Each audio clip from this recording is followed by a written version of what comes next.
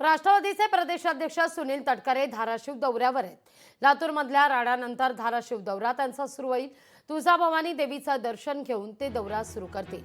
धाराशिवमध्ये शेतकरी संघटना, सामाजिक कार्यकर्ते आक्रमक झालेले आहेत। काल झालेल्या हाणामारीच्या निषेधार्थ धाराशिवमध्ये आंदोलनाची शक्यता नाकारता येत नाही।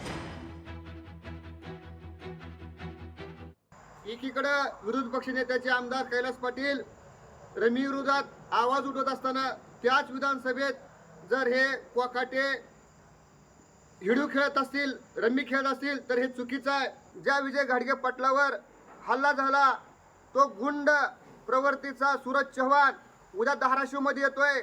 त्या सूरज चव्हाणला त्याच भाषेत आम्ही संपूर्ण शेतकरी संघटना असेल किंवा इतर समाजाचे जे कार्यकर्ते असतील ते त्याला जाब विचारल्याशिवाय सोडणार नाही। याची दखल डिपार्टमेंटने घ्यावी। लोकशाही मराठी ऐका, पहा, जागरूक रहा।